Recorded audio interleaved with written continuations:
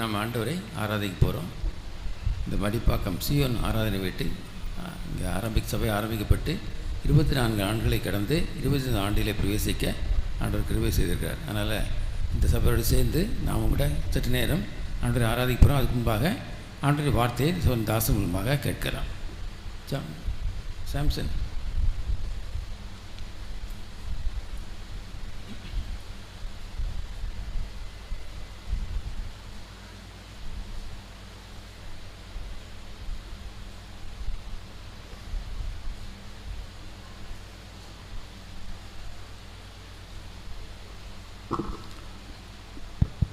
It's a great joy to be in your midst here in Zion Madipakam.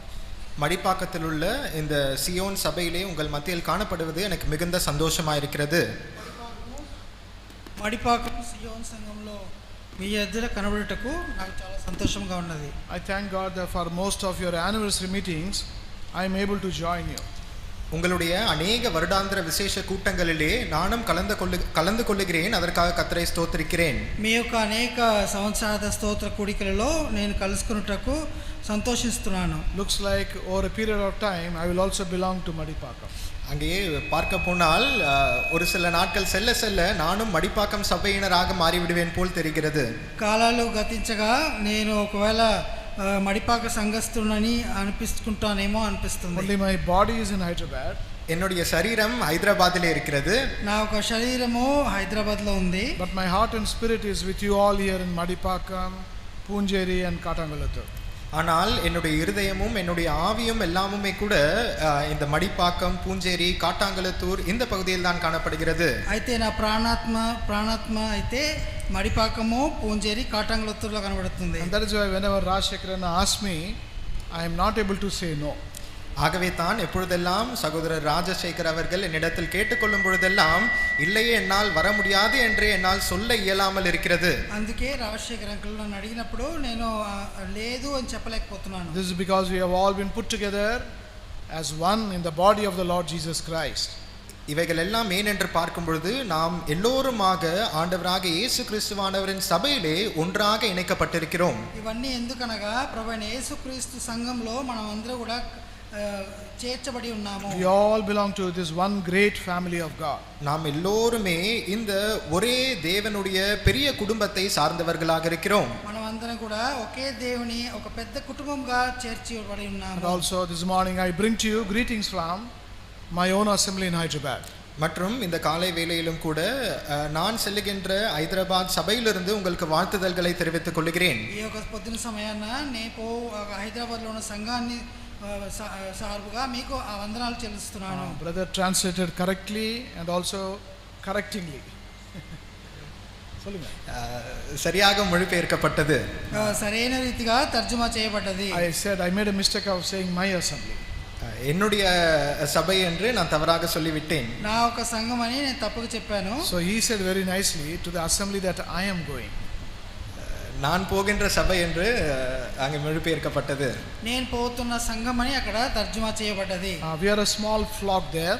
நாங்கள் ஒரு சிறு மந்தையாக அங்கே கூடி வருகிறோம். మేము అక్కడ చిన్న మందగా ఉన్నాము. You want to know more about our assembly, you can ask Jeshurun. அங்கே எங்களுடைய அந்த சபையை குறித்து நீங்கள் அதிகமாக தெரிந்து கொள்ள விரும்பினால் ஜெஷ்ரோன் அவர்களை நீங்கள் அணுகலாம். మాకు సంఘాన్ని గురించి ఇంకా ఎక్కువ తెలుసుకోవాలంటే గెర్షోమ్ అని మీరు తెలుసుకోవచ్చు. ஜெஷ்ருன் அவர்களை நீங்கள் கேட்டு தெரிந்து கொள்ளலாம். జెషురుని తెలుసుకోవచ్చు. So he has been with us for some time. அவர் எங்களோடு கூட சற்று நேரம் அங்கே இருந்திருக்கிறார். ఆయన మాతోని కొన్ని దినాలు అక్కడ ఉన్నాడు. Right now they are having a prayer meeting in our assembly. இப்பொழுது இந்த நேரத்திலே அந்த சபையிலே ஒரு ஜெப கூட்டம் நடைபெற்று கொண்டிருக்கிறது. ఇప్పుడు ఈ సమయాన అక్కడ సంఘ ప్రార్థన జరుగుతున్నది. And they are remembering us all in their prayer. அவர்களுடைய ஜெபங்களிலே நம்ம எல்லோரையும் கூட அவர்கள் நினைவு கூறுகிறார்கள். వాళ్ళ ప్రార్థనలో మనందర్నీ వాళ్ళు జ్ఞాపకం చేసుకుంటున్నారు. And I'm sure you are praying for us also. நீங்களும் எங்களுக்காக ஜெபிக்கிறீர்கள் என்று நான் நிச்சயமாக நம்புகிறேன். మీరు నా కొరకు ప్రార్థన చేస్తున్నారని నిశ్చయంగా నేను నిరీక్షిస్తున్నాను. And Anna tells me this morning that you have entered into the 25th year. இந்த காலை வேளையிலே சகோதரர் என்னிடத்திலே பகிர்ந்து கொண்டது நீங்கள் 25வது வருடத்திற்குள்ளாக பிரவேசிக்கிறீர்கள் என்று. ఈ పొద్దున సమయాన అన్న నాకు చెప్పాడు 25వ సంవత్సరానికి మీరు ప్రవేశిస్తున్నారని. So next year it will be the Silver Jubilee anniversary. ஆகவே அடுத்த வருஷம் உங்களுக்கு இந்த வெள்ளி விழா அல்லது 25 வருட ஆண்டு கூட்டம் நடைபெறும். వచ్చే సంవత్సరము సిల్వర్ జూబ్లీ యొక్క సంవత్సరాల స్తోత్ర కూడిక ఉంటుంది. So if the Lord's coming tarries, we are going to have our Silver Jubilee meeting next year. ஆகவே கர்த்தருடைய வருகை தாமதிக்குமே ஆனால் அடுத்த வருடம் இந்த வெள்ளி விழா ஆண்டு கூட்டங்கள் நமக்கு நடைபெறும். ఒకవేళ దేవుని రాకడ ఆలస్యం అవుతే మనం వచ్చే సంవత్సరము ఈ యొక్క సిల్వర్ జూబ్లీ యానివర్సరీ మీటింగ్ జరిపిస్తాము. So it is good that we start our meetings with a time of thanksgiving and worship to the Lord. ஆகவே நம்முடைய இந்த கூட்டங்களை எல்லாம் சற்று நேரம் கர்த்தரை ஸ்தோத்தரித்து நன்றி செலுத்துதலிலே ஆரம்பிப்பது நலமாயிருக்கும். అయితే మన కూడికలో దేవుణ్ణి స్తుతించి ఆరాధించే కార్యాలతో మనం ఆరంభించేది మంచిగా ఉంటుంది. So before we enter into a time of worship, ஆகவே ஆராதனை நேரத்திற்கு நாம் செல்வதற்கு முன்பாக ఆరాధన సమయంకు వెళ్ళకన ముందుగా shall we briefly look into the word of God? சுருக்கமாக கர்த்தருடைய வார்த்தையிலிருந்து நாம் பார்க்கலாம். క్లుప్తంగా దేవుని వాక్యం చూసుకుందాము. We are going to turn into our Bible to a very familiar psalm. நமக்கு மிகவும் அறிமுகமான ஒரு சங்கீதத்திற்கு நம்முடைய வேதாகமத்தை நாம் திருப்பிக் கொள்ளலாம். మనకు చాలా ప్రసిద్ధి కలిగిన కీర్తనకు మనం తిప్పుకుందాము. We will turn to Psalm 103. 103ஆம் சங்கீதத்திற்கு திருப்பிக் கொள்வோம். 103వ కీర్తనకు మనం తిప్పుకుందాము. As we know, this is a psalm that King David has written. நாம் அறிந்திருக்கிற வண்ணமாக இந்த சங்கீதமாகப்பட்டது ராஜாவாகிய தாவீது எழுதப்பட்ட சங்கீதமாயிருக்கிறது. இதோ ఈ కీర్తన రాజైన దావీదు ద్వారా రాయబడ్డ కీర్తన. And in this psalm we will see the attitude of worship of the man of God. இந்த தேவனுடைய மனுஷன் அங்கே கர்த்தரை ஆராதிப்பதிலே கொண்டிருக்கின்ற அந்த மனப்பாங்கை குறித்து நாம் சற்று பார்ப்போம். ఈ మనుషుడు దేవుని ఆరాధించే ఒక కార్యాన్ని మనం చూస్తున్నాము. Not only he is satisfied in worshiping the Lord, அவர் கர்த்தரை ஆராதிப்பதிலே திருப்தி அடைவது மாத்திரமல்ல, మనము ఆరాధించేదంలో తృప్తి పొందేది మాత్రం కాదు, he is forcing or suggesting that others also should join in worshiping the Lord. அவர் மற்றவர்களும் கூட கர்த்தரை ஆராதிப்பதிலே இவரோடு கூட சேர்ந்து ஆராதிக்க வேண்டும் என்று உற்சாகப்படுத்துகிறார். ఆయనతో పాటు మిగతా వాళ్ళు కూడా కలిసి ఆయనతో ఉత్సాహంగా ఆరాధించాలనేది ఆయన కోరుతున్నాడు. We will read only the first 5 verses in this psalm. இந்த சங்கீதத்தின் முதல் 5 வசனங்களை நாம் வாசிக்கலாம். ఈ కీర్తనలో మొదట 5 వచనాలు చదువుకుందాము. Psalm 103 verses 1 to 5 responsively we will read. 103ஆம் சங்கீதம் முதல் 5 வசனங்களை நாம் மாறி மாறி வாசிக்கலாம். 103వ కీర్తన మొదట 5 వచనాలు మార్చి చదువుకుందాము. என் ஆத்துமாவே கர்த்தரை ஸ்தோத்திரி, என் முழு உள்ளமே அவருடைய பரிசுத்த நாமத்தை ஸ்தோத்திரி. Bless the N Lord, O ஆத்துமாவே my கர்த்தரை soul, ஸ்தோத்திரி, and அவர் forget செய்த not சகல all his உபகாரங்களையும் benefits. மறவாதே. அவர் உன் அக்கிரமங்களை எல்லாம் மன்னித்து உன் நோய்களை எல்லாம் குணமாக்கி உன் பிராணனை அழிவுக்கு விலக்கி மீட்டு உன்னை கிருபையினாலும் இரக்கங்களினாலும் with loving முடிசூட்டி kindness and tender mercies. நன்மையினால் உன் வாயை திருப்தியாக்குகிறார். கழுகுக்கு சமானமாய் உன் வயது திரும்ப வால வயது போல் ஆகிறது. And same psalm, the last 3 verses. இதே சங்கீதத்தின் கடைசி 3 வசனங்கள். ఈ కీర్తనలో చివరి 3 వచనంలో We'll read verses 20, 21 and 22 all together. 20, 21, 22ஆம் வசனங்களை அனைவருமாக சேர்ந்து வாசிக்கலாம். 20, 21, 22 అందరం కలిసి చదువుకుందాము. Yes. Bless the Lord, கர்த்தருடைய his வார்த்தையை angels, கேட்டு with அவருடைய excellent strength. வசனத்தின்படி செய்கிற பலத்த சௌரியவான்களாகிய அவருடைய தூதர்களே அவரை ஸ்தோத்திரியுங்கள். கர்த்தருக்கு பிரியமானதை செய்து அவர் பணிவிடைக்காரராயிருக்கிற அவருடைய சர்வ சேனைகளே அவரை ஸ்தோத்திரியுங்கள். கர்த்தர் ஆளுகிற எவ்விடங்களிலும் உள்ள அவருடைய சகல கிரியைகளே அவரை ஸ்தோத்திரியுங்கள். என் ஆத்துமாவே கர்த்தரை ஸ்தோத்திரி. Shall we pray? ஜெபம் செய்வோம். ప్రార్థించుకుందాము. Loving Heavenly Father, அன்புள்ள பரலோக பிதாவே, thank and praise you for gathering us together here as the believers who are belonging to Zion in Madipakam. மடிப்பாக்கத்தில் இருக்கின்ற சியோன் சபையின் விசுவாசிகளாக எங்களை இந்த ஸ்தலத்தில் கூட்டி சேர்த்தமைக்காய் உம்மை ஸ்தோத்திரிக்கிறோம். Thank you for others who could also join us on this day. இந்த நாளிலே மற்ற Thy work amongst thy people. கர்த்தாவே, இந்த காலை நேரத்திலும் கூட கடந்த 24 ஆண்டுகளாக உம்முடைய ஜனத்தாரின் மத்தியில் நீர் செய்த கிரியைக்காக நன்றி செலுத்துகிறோம். You have been a very faithful God. நீர் மிகவும் உண்மையுள்ள தேவனாக இருந்தீர். You have been a good shepherd for thy people. உம்முடைய ஜனத்தாருக்கு நீர் ஒரு நல்ல மேய்ப்பராக இருந்தீர். You have been their great strengthener. நீர் அங்கே அவர்களுக்கு அதிகமாக பலப்படுத்துகின்ற தேவனாயிருந்தீர். You have also been their restorer again and again. மற்றும் மீண்டும் மீண்டுமாக அவர்களை நிலைநாட்டுகிற தேவனாயிருந்தீர். You have been their counselor and also their guide. நீர் அவர்களுடைய ஆலோசகராக அவர்களுக்கு வழிகாட்டுகிறவராக இருந்தீர். You have been their Jehovah Jireh, a great provider. நீர் அவர்களுக்கு யெகோவா ஈரேவாக சகலத்தையும் அவர்களுடைய தேவைகளை சந்திக்கிற தேவனாக So இருந்தீர். much so, like the children of Israel, we all, along with thy redeemed ones in Zion, can say that we lack nothing. கர்த்தாவே, இஸ்ரவேல் ஜனத்தாரை போல இங்கே சியோன் சபையில் மீட்கப்பட்ட ஜனத்தாராகிய நாங்கள் சொல்லக்கூடும், எங்களுக்கு ஒரு குறைவும் இல்லை. We thank you, Lord, for these 2 days of anniversary meetings which have been prayerfully arranged. கர்த்தாவே, இந்த 2 நாள் வருடாந்திர விசேஷித்த கூட்டங்கள் ஜெபத்தோடு இங்கே ஒழுங்கு செய்யப்பட்டமைக்காக உம்மை ஸ்தோத்திரிக்கிறோம். Thank you for all those who could come this morning. மற்றும் இந்த காலை வேளையில் வந்து கலந்து கொண்ட ஒவ்வொருவருக்காக நன்றி Being செலுத்துகிறோம். a working day, many others are not able to join us. கர்த்தாவே, இன்றைக்கு வேலைகள் இருப்பது நிமித்தமாக இன்னும் அநேகர் எங்களோடு கலந்து கொள்ள முடியாமல் இருக்கிறார்கள். Maybe, Lord, help them to join us for the last evening meeting. ஆயினும் கூட இந்த நாளின் கடைசி கூட்டமாகிய மாலை கூட்டத்திலே அவர்கள் வந்து கலந்து கொள்ள உதவி செய்தார்கள். And now, O Lord, looking back at the past year and also the past 24 years, we want to express our gratitude and thanksgiving to you. இப்பொழுதும் கர்த்தாவே, கடந்த வருஷத்தையும் கடந்த 24 வருஷங்களையும் நாங்கள் நோக்கி நினைத்து பார்க்கும் பொழுது எங்களுடைய நன்றிகளையும் ஸ்தோத்திரங்களையும் உங்களுக்கு செலுத்த நாங்கள் ஆசையா இருக்கிறோம். To prepare us, O Lord, for such a time of worship this morning. ஆகவே கர்த்தாவே, அப்பேற்பட்ட ஆராதனை நேரத்திற்கென்று எங்களை இந்த காலை வேளையிலே ஆயத்தப்படுத்தும்படியாக ஜெபிக்கிறோம். Also remember those who may be joining us online. மற்றும் இணையதளத்தின் மூலமாக நேரலையிலே எங்களோடு இணைத்துக் கொள்ள போகிறவர்களையும் நீர் தாமே நினைவு கூறும்படியாக ஜெபிக்கிறோம். We may have this one attitude of gratitude to you this morning. இந்த காலை வேளையிலே உமக்கு நன்றி செலுத்துதல் என்னப்படுகின்ற அந்த ஒரே மனப்பாங்கை உடையவர்களாக நாங்கள் காணப்பட உதவி Thou செய்தோம். will be glorified and exalted and honored through our worship and praise. கர்த்தாவே, எங்களுடைய துதி ஸ்தோத்திர ஆராதனையின் மூலமாக நீர் ஒருவர் தாமே உயர்த்தப்பட்டவராக மகிமை அடைந்தவராக கர்த்தாவே நீர் மட்டுமே அங்கே சிறந்தவராக இருக்கும்படியாக உதவி Do செய்தருளும். prepare us through your precious word. கர்த்தாவே, உம்முடைய விலையேற பெற்ற வார்த்தைகளினாலே எங்களை அதற்கென்று ஆயத்தப்படுத்தி We அருளும். ask this prayer with thanksgiving in the name of our Lord and our Savior, the Lord Jesus Christ. நன்றி செலுத்தி ஸ்தோத்திரத்துடனே கூட எங்கள் ஆண்டவரும் இரட்சகருமாக இயேசு கிறிஸ்துவின் நாமத்தினாலே ஜெபத்தை ஏறெடுக்கிறோம் பரலோக பிதாவே, ஆமென். Psalm 103. 103ஆம் சங்கீதம். కీర్తన 103. David was a man of gratitude to the Lord all the time. தாவீதை பார்க்கும்பொழுது எல்லா நேரத்திலும் கர்த்தருக்கு நன்றியுள்ள மனுஷனாக காணப்பட்டான். దావీదు అన్ని సమయంలో దేవునికి కృతజ్ఞుడై ఉన్నాడు. He was worshipping the Lord all the time. அவர் எல்லா நேரத்திலும் கர்த்தரை ஆராதித்துக் கொண்டிருந்தார்.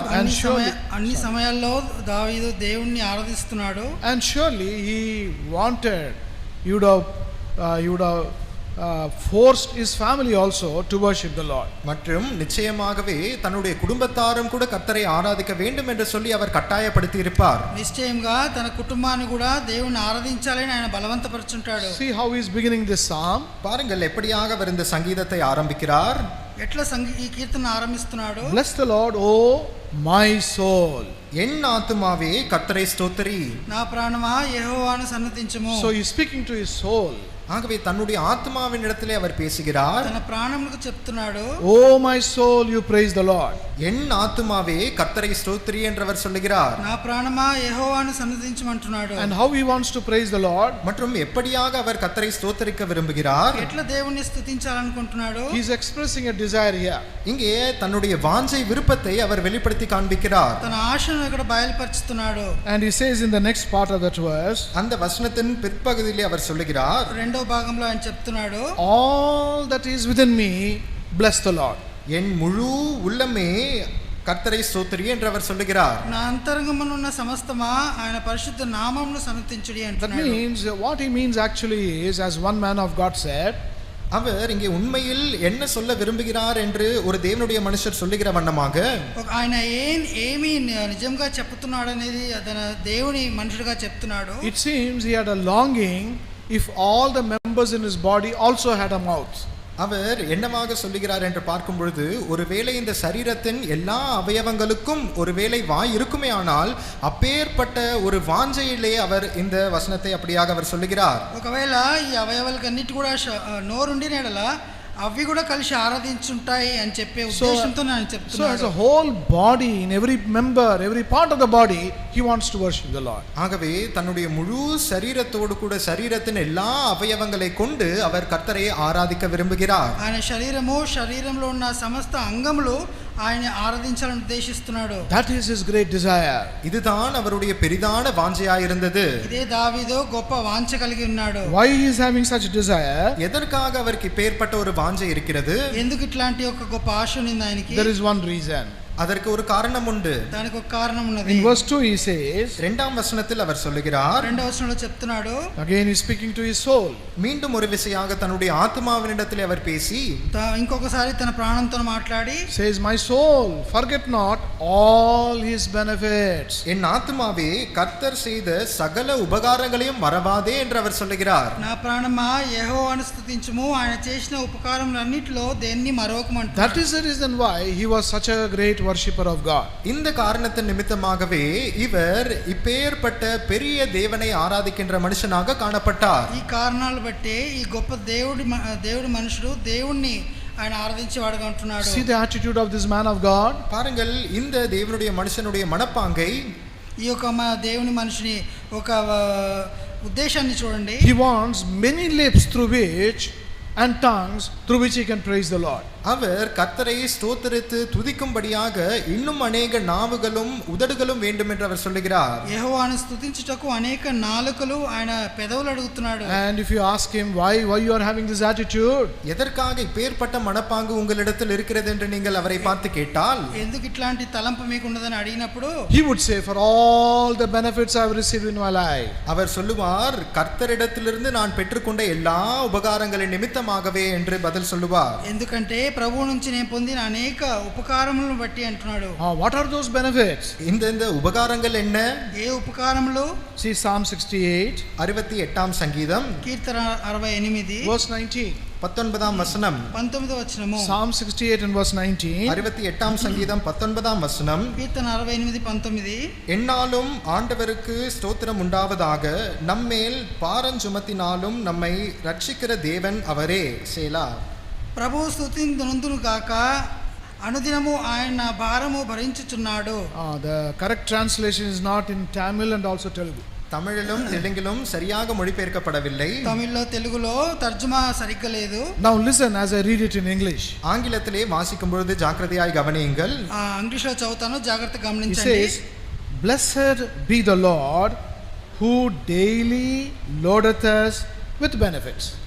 இங்கே ஆங்கிலத்திலே எப்படி வருகிறது என்றால், கர்த்தர் ஸ்தோத்தரிக்கப்படுவாராக, அனுதினமும் உபகாரங்களினாலே நம்மை நிரப்புகிறார் என்று சொல்லி வருகிறது. ఇంగ్లీష్లో ఏం రాయబడిందంటే, ప్రభు స్తుతినందును గాక అనుదినము నన్ను మేళ్లతో నింపుతున్నాడు గనుక. That is the reason why he worships the Lord. இந்த காரணத்தின் நிமித்தமாகவே அவர் கர்த்தரை ஆராதிக்கிறார். ఈ కారణాన్ని బట్టే ఆయన ప్రభువును ఆరాధిస్తున్నాడు.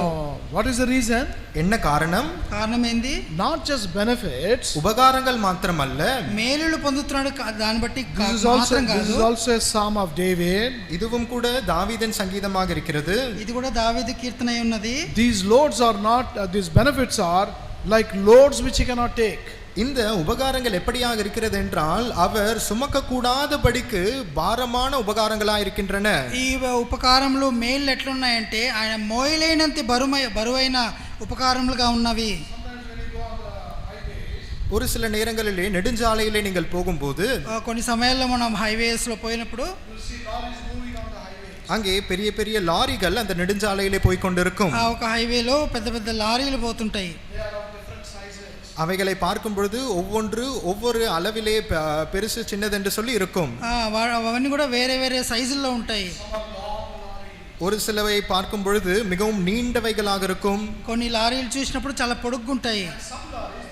Overloaded. ஒரு சில லாரிகளை பார்க்கும் பொழுது அளவிற்கு மிஞ்சின சுமை அதிலே சுமத்தப்பட்டிருக்கும். కొన్ని లారీలు చూసినప్పుడు దానికి మించిన బరువును మోస్తుంటాయి. Do you know how those lorries go? அந்த லாரிகள் எப்படியாக செல்லும் பார்த்திருக்கிறீர்களா? ఆ లారీ ఎట్లా పోతుంటాయి మీరు చూస్తున్నారా? They won't go very fast. அவர்கள் மிகவும் வேகமாக செல்ல மாட்டார்கள். అవి ఫాస్ట్ గా పోవు.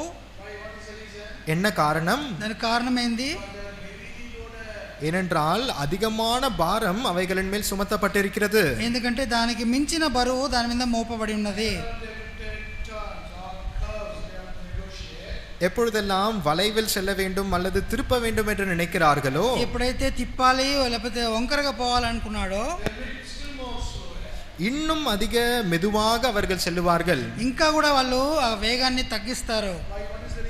என்ன காரணம்? దానికి కారణం ఏంది? ஒருவேளை இப்படி ஜாக்கிரதையாய் இல்லாவிட்டால், ఒకవేళ జాగ్రత్తగా ఉండకపోతే, அவர்கள் வேகமாக வளைவிலே திரும்பி விட்டார்கள் என்றால், వేగంగా దాన్ని తిప్పిన ఎడల இந்த லாரி ஆகப்பட்டது கவிழ்ந்துவிடும். ఒక లారీ వచ్చి బోల్తా పడుతుంది. ஆகவே இப்படியாக பாரம் சுமத்தப்படுவது என்பதற்கான அர்த்தம் இதுவாக இருக்கிறது. బరువు మోపబడుట దానికి అర్థము ఇదే.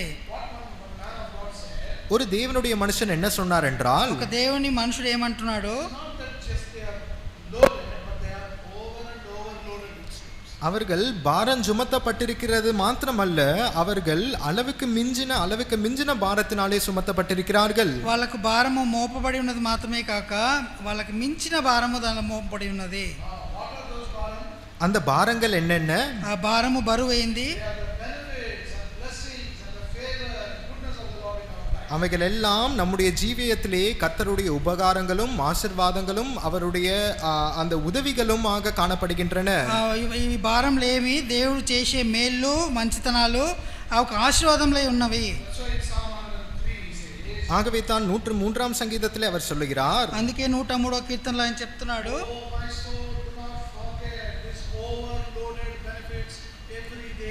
என் ஆத்துமாவே அனுதினமும் இப்படிப்பட்ட பாரத்தினாலே கர்த்தர் நம்மை சுமக்கிறாரே, அந்த உபகாரங்களை நீ மறவாதே என்று சொல்லி துதிக்கிறார். అందుకే అంటున్నాడు, నా ప్రాణమా అనుదినము దేవుడిచ్చు ఆ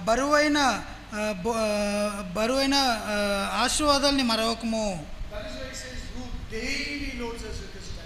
ஆகவே தான் அனுதினமும் என்னாலும் நம்மை உபகாரங்களினாலே நிரப்புகிறார் என்று சொல்லி அவர் சங்கீதத்திலே குறிப்பிடுகிறார். అందుకే అనుదినము నన్ను ఉపకారములతో ఆయన బరువుగా మోపుతున్నాడు అనేది ఆయన చెప్తున్నాడు.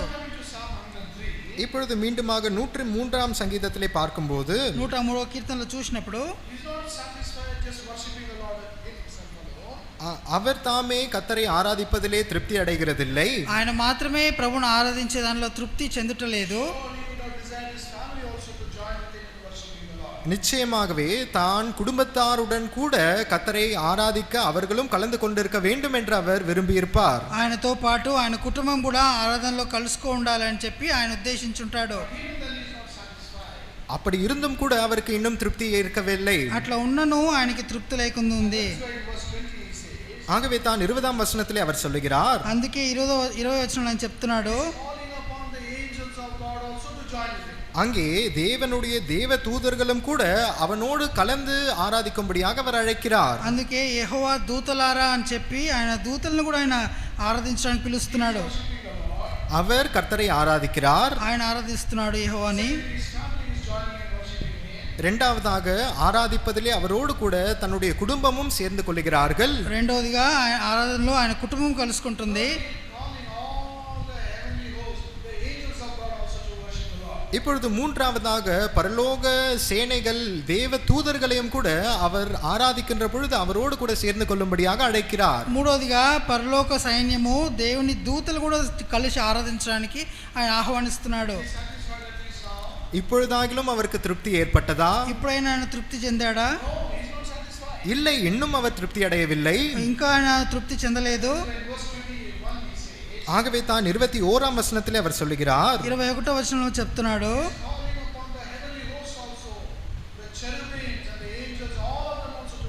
அவர் இந்த பரலோக சேனை அனைத்தையும் கூட சர்வ சேனைகளே, கேருபீன்களே, தேவ தூதர்களே என்னோடு சேர்ந்து கொள்ளுங்கள் என்று அவர்களை அழைக்கிறார். కాబట్టి ఇక్కడ యెహోవా సైన్యములారా, పరిచారకులారా, కేరూబులు అందరినీ ఆయన పిలుస్తున్నాడు. அப்படி இருந்தும் கூட அவருக்கு இன்னும் திருப்தி ஏற்படவில்லை. అట్లా ఆరాధించినను ఆయనకు తృప్తి చెందలేదు. 21ஆம் வசனத்தின் 2ஆம் பகுதியிலே அவர் சொல்லுகிறார், 21వ రెండో భాగం చెప్తున్నాడు, அங்கே கர்த்தருக்கு பிரியமானதை செய்த அவருடைய பணிவிடைக்காரர்களே நீங்கள் எல்லோரும் கூட என்னோடு சேர்ந்து கொள்ளுங்கள். యెహోవా పరిచారకులారా మీరందరూ ఆయన స్తుతించుడి అంటున్నాడు. அப்படி இருந்தும் அவருக்கு இன்னும் திருப்தி அடையவில்லை. అట్లా ఉండి కూడా ఆయనకి తృప్తి చెందలేదు. Verse 22, he concludes the psalm saying, இந்த 22ஆம் வசனத்திலே இந்த சங்கீதத்தை இப்படியாக அவர் முடித்து சொல்லுகிறார். 22వ వచనంలో కీర్తన ఇట్లా ముగిస్తున్నాడు. Bless the Lord, all his works in all places of his dominion. கர்த்தர் ஆளுகிற எவ்விடங்களிலும் உள்ள அவருடைய சகல கிரியைகளே அவரை ஸ்தோத்தரியுங்கள் என்று அவர் சொல்லுகிறார். యెహోవా ఏలుచుండు స్థలములన్నిటిలో ఆయన సర్వ కార్యములారా ఆయన స్తుతించుడి. இங்கே உண்மையாக அவர் என்ன அர்த்தத்திலே சொல்லுகிறார் என்று பார்க்கும்போது, నిజంగా ఆయన ఏ అర్థంలో చెప్తున్నాడు అని చూసినప్పుడు முழு சிருஷ்டியும் கூட கர்த்தரை ஆராதிப்பதிலே அவரோடு சேர்ந்து கொள்ளும்படியாக அவர் அழைக்கிறார். ఈ సృష్టి అంతా యావత్తును ఆయనతో కలిసి ఆరాధించాలని ఆయన ఉద్దేశిస్తున్నాడు. முதலாவதாக அவர் தனிப்பட்ட வண்ணமாக கர்த்தரை ஆராதிக்கிறார். మొదటిగా వ్యక్తిగతంగా ఆయన ఆరాధిస్తున్నాడు. இரண்டாவதாக அவருடைய குடும்பம், రెండవదిగా ఆయన కుటుంబము, மூன்றாவதாக அவர் தேவனுடைய கர்த்தருடைய தேவ தூதர்களை அங்கே ஆராதிப்பதிலே சேர்ந்து கொள்ளும்படியாக அழைக்கிறார். ఆయన దేవ దూతలను అక్కడ ఆరాధించడానికి పిలుస్తున్నాడు. நான்காவதாக பரலோகத்தின் சர்வ சேனைகளும் கூட இவரோடு சேர்ந்து கொள்ளும்படியாக அழைக்கிறார். నాలుగోదిగా పరలోకంలో ఉన్న సైన్యములారా అందరిని పిలుస్తున్నాడు ఆరాధన కొరకు. సైన్యములారా అందరిని పిలుస్తున్నాడు. ஐந்தாவதாக ఐదోదిగా எல்லா பணிவிடைக்காரர்களும் கூட அவரோடு சேர்ந்து கொள்ளும்படியாக அழைக்கிறார். ఆయన పరిచారకులు అందరినీ కూడా ఆయన స్తుతించుటకు రండని పిలుస్తున్నాడు. கடைசியாக கர்த்தரை ஆராதிப்பதிலே சர்வ சிருஷ்டியும் அவரோடு சேர்ந்து கொள்ளும்படியாக அழைக்கிறார். చివరిగా సర్వ కార్యములారా సర్వ సృష్టిని ఆయన ఆరాధించుటకు పిలుస్తున్నాడు.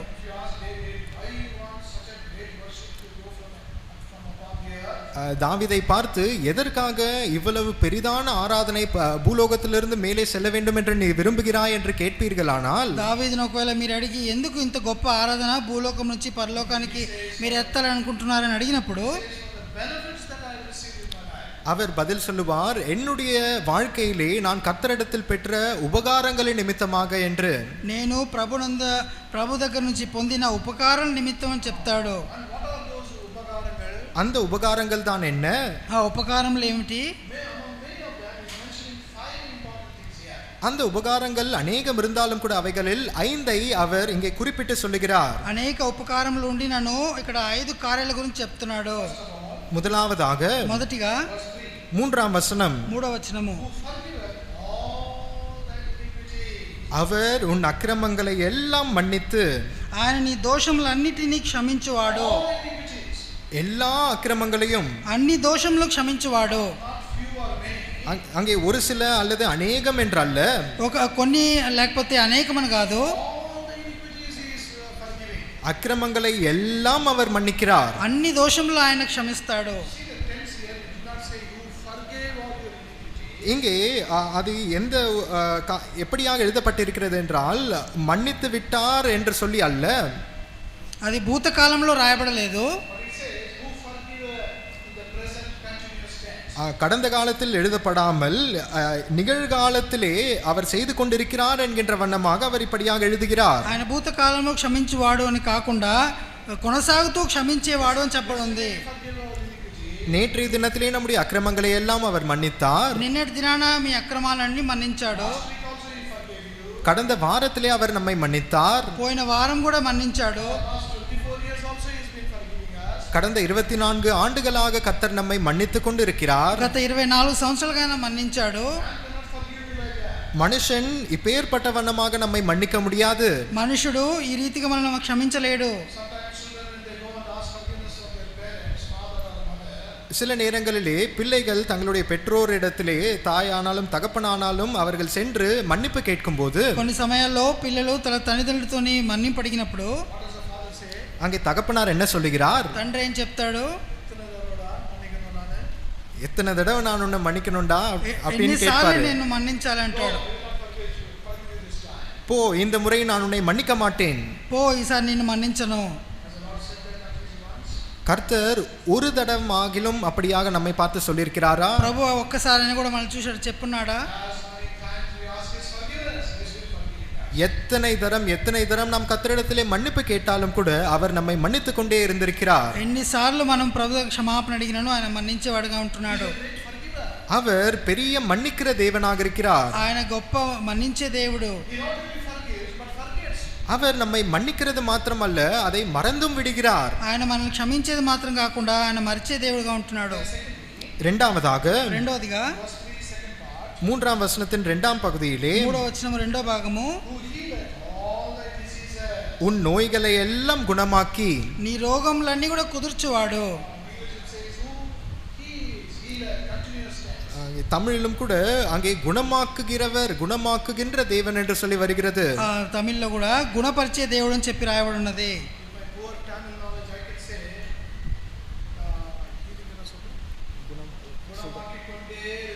அவர் குணமாக்கி கொண்டே இருக்கிறார். ఆయన స్వస్థపరుస్తూనే ఉన్నాడు. அவருடைய இந்த குணமாக்குதலுக்கு அங்கே நிறுத்துகின்ற காரியமே இல்லை. ఆయన స్వస్థపరచుట కార్యంలో నిలిపేదే లేదు, కొనసాగుతూ. அங்கே நாம் அறிந்திருக்கிற வண்ணமாக இது இரட்டத்தனையான குணமாக்குதலா இருக்கிறது. మనం ఎరిగిన రీతిగా ఇది రెండంతులుగా స్వస్థపరచు కార్యము. நம்முடைய ஆவிக்குரிய பலவீனத்தை அவர் குணமாக்குகிறார். మన ఆత్మీయ బలహీనతను స్వస్థపరుస్తున్నాడు. நம்முடைய ஆவிக்குரிய பாவங்களை அவர் மன்னிக்கிறார். ఆత్మీయ పాపములు మన్నిస్తున్నాడు. இல்லாவிட்டால் நம்முடைய ஆவிக்குரிய வியாதிகளை அவர் மன்னிக்கிறார். లేకపోతే మన ఆత్మీయ వ్యాధులను ఆయన స్వస్థపరుస్తున్నాడు. రెండవదిగా நம்முடைய சரீர பிரகாரமான வியாதிகளையும் கூட அவர் மன்னிக்கிறார், குணமாக்குகிறார். మనకు శరీర రీతిన వ్యాధులను కూడా ఆయన గుణపరుస్తున్నాడు, స్వస్థపరుస్తున్నాడు. ஆனால் அதிலே ஒரு வரிசை கிரமம் காணப்படுகிறது. అయితే దానిలో ఒక వరుస క్రమం కనబడుతున్నది. முதலாவதாக நம்முடைய ஆவிக்குரிய பாவங்களையும் வியாதிகளையும் அவர் குணமாக்குகிறார். మొదటిగా మన ఆత్మీయ పాపంలో వ్యాధులను గుణపరుస్తున్నాడు. இரண்டாவதாக நம்முடைய இந்த சரீர பிரகாரமான பலவீனங்கள் வியாதிகளை அவர் குணப்படுத்துகிறார். రెండోదిగా మన శరీర బలహీనత వ్యాధులను స్వస్థపరుస్తున్నాడు. மூன்றாவது கர்த்தருடைய உபகாரமாகப்பட்டது. మూడో ప్రభు ఉపకారము, உன் பிராணனை அழிவுக்கு விலக்கி மீட்டு, నీ ప్రాణంను నాశనమునకు ఆయన విమోచించి. முதலாவதாக நம்முடைய மன்னிக்கிற தேவனாக இருக்கிறார். మొదటిగా ఆయన మనల్ని మన్నించే దేవుడిగా ఉంటున్నాడు. இரண்டாவதாக நம்மை குணமாக்குகிறவர். రెండోదిగా కుదుర్చువాడు, స్వస్థపరచువాడు.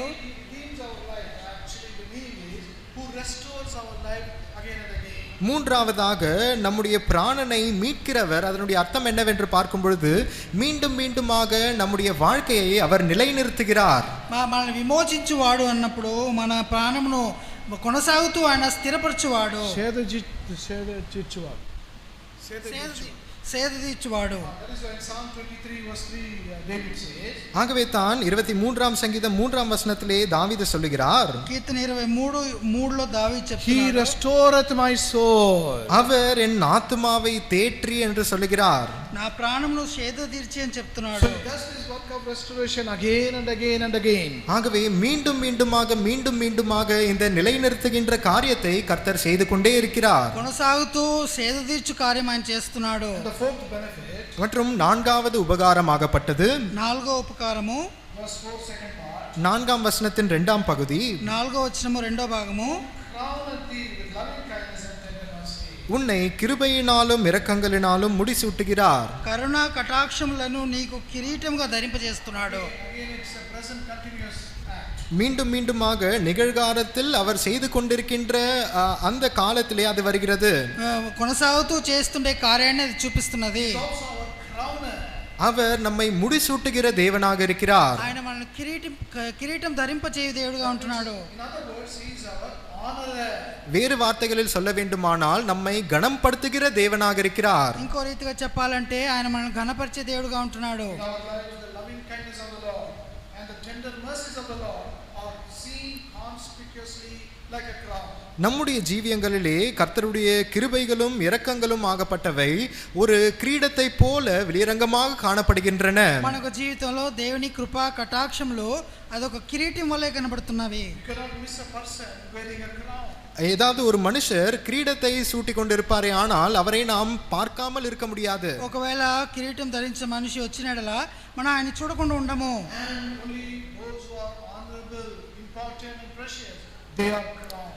மற்றும் யார் முக்கியமானவர்கள் யார் கனம் பொருந்தினவர்கள் அவர்கள் மாத்திரமே இப்படியாக முடிசூட்டப்படுகிறார்கள். అయితే ఎవరు గణం పొందిన వాళ్ళు ముఖ్యమైన వాళ్ళే కిరీటాన్ని పొందుతారు. Word of God, we read that we are kings and priests unto our God. கர்த்தருடைய வார்த்தையிலே நாம் வாசிக்கிறோம், நாம் தேவனுக்கு ராஜாக்களும் ஆசாரியர்களுமா இருக்கிறோம். దేవుని వాక్యంలో చదువుతున్నాము, మనం రాజులుగా దేవునికి రాజులుగా యాజకులుగా ఉన్నాము. That is why he has crowned us with his loving kindness and tender mercies. அது நிமித்தமாகவே கர்த்தர் நம்மை கிருபையினாலும் இரக்கங்களினாலும் முடிசூட்டி இருக்கிறார். అందుకే ప్రభు మనల్ని కృపా కనికరములతోని కిరీటం ధరింపజేసి ఉన్నాడు. ஐந்தாவதாக ఐదోదిగా அவர் நம்மை திருப்தியாக்குகின்ற தேவன். మనల్ని తృప్తిపరచు దేవుడు. Verse 5. ஐந்தாம் வசனம், 5వ వచనము, Who satisfieth thy mouth with good things.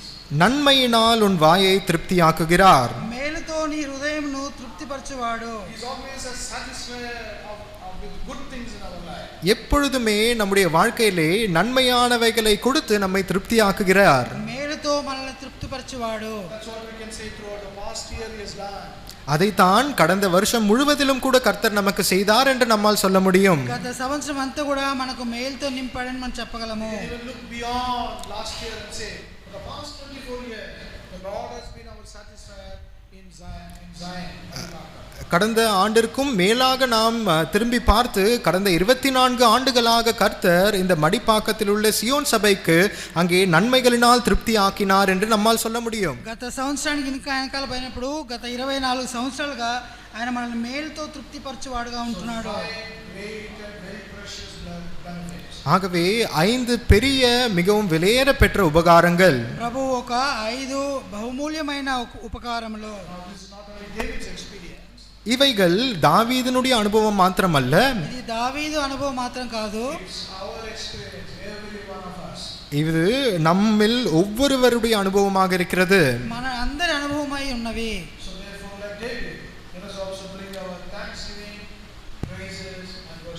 ஆகவே தாவீதை போல கர்த்தருக்கென்று நம்முடைய நன்றி செலுத்துதலையும் ஸ்தோத்திரத்தையும் துதிகளையும் நாம் ஏறெடுப்போமாக. దావీదుతో పాటు మనం కూడా కృతజ్ఞతాస్తుతులు ఆరాధనలు దేవునికి చెల్లించుదాము.